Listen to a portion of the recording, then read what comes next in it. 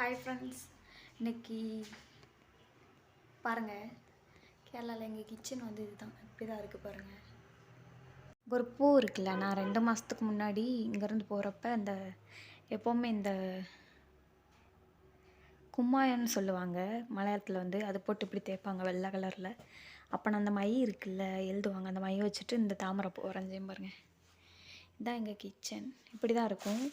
இந்த மாதிரி விறகு அடுப்பு வச்சு எரிக்கிறது வச்சுருப்பாங்க. இதில் வந்துட்டு எரிக்கும்போது மேலே ரொம்ப புகையாக இருக்குன்னு சொல்லிட்டு இப்போ யூஸ் பண்ணுறதில்ல. இன்றைக்கி பாருங்கள், இது இங்கே பால் காப்பியெல்லாம் குடிக்க மாட்டாங்க. தேயிலை இருக்குல்ல, அது போட்டுட்டு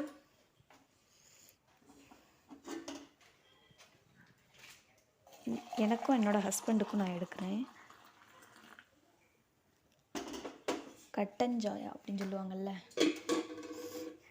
இங்கே வந்து எப்போவுமே இது தான் குடிப்பாங்க. டீத்தூள் போட்டு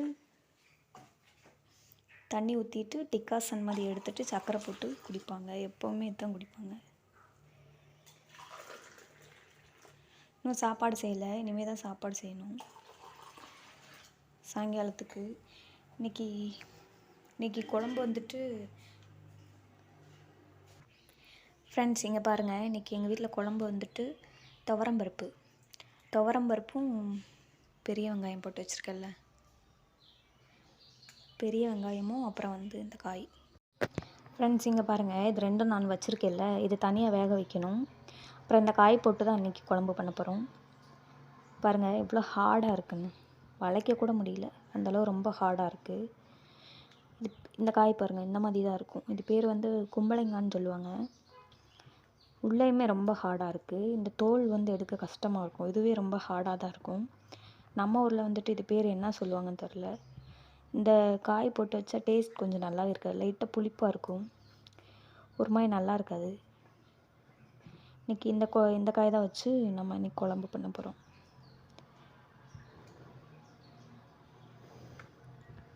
பாருங்கள் எவ்வளோ ஹார்டாக இருக்குன்னு, இந்த ஓடு மாதிரி இருக்குது, காய் மாதிரியே தெரியல. இது வந்து சின்ன காய், இதுவே பெருசாகிருச்சுன்னா இது பின்னாடி சைடெல்லாம் அப்படியே வெள்ளை கலரில் இருக்கும். பிஞ்சு வந்து இப்படி தான் இருக்கும். இந்த காயை வந்துட்டு கட் பண்ணிவிட்டு எண்ணெயில் ஊற்றி வதக்கிட்டு அதுக்கப்புறம் இந்த பருப்பையும் வெங்காயத்தையும் வேக வச்சு இந்த காய் கூட சேர்க்கணும். அப்படி தான் குழம்பு பண்ணுவாங்க. அப்புறம் மசாலா வறுத்து ஊற்றுவாங்க தனியாக அதுக்கு. எங்கள் வீட்டுக்கு முன்னாடி வியூ எப்படி இருக்குன்னு நான் உங்களுக்கு காட்டுறேன், வாங்க பார்க்கலாம். ஃப்ரெண்ட்ஸ் இங்கே பாருங்கள், இதுதான் எங்கள் வீடு. வீட்டிலேருந்து பாருங்கள் வியூ எப்படி இருக்குன்னு. இந்த நாய்க்குட்டி வந்துட்டு நான் 2 மாதத்துக்கு முன்னாடி இங்கே இருக்கும்போது எங்கள் வீட்டில் ஒரு பொட்டை நாய் இருக்குது. அந்த நாய் தான் குட்டி போட்டுச்சு. அது இப்போ எவ்வளோ பெருசாக இருக்குன்னு பாருங்கள். இது ரெண்டுமே சடநாய். எங்கள் வீட்டில் சின்ன பிள்ளை இருக்காங்களே, என்னால் விளாட்றதுக்கு இதை வச்சுருக்காங்க. பாருங்கள் இப்படி தான் இருக்குது.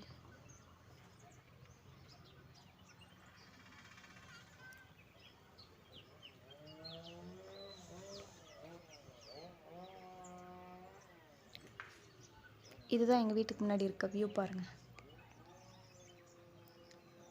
பஸ்ஸெல்லாம் அந்த ரோட்டில் தான் போகும்.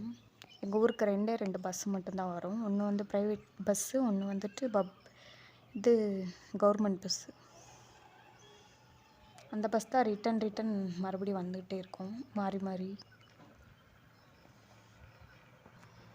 ஃப்ரெண்ட்ஸ் அந்த நாய்க்குட்டியை பாருங்களேன், நம்ம வாய்ஸை கேட்டுட்டு எப்படி பார்க்குது.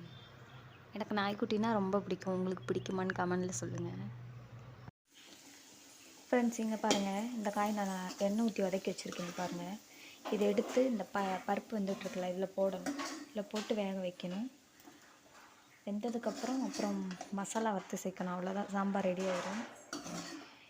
இங்கே வந்து எங்கள் மாமியார் இப்படி தான் வைப்பாங்க பாருங்கள். இங்கே வந்துட்டு சுடுதண்ணி வச்சுருக்கோம். அவங்க எப்போயுமே சுடுதண்ணி தான் குடிப்பாங்க.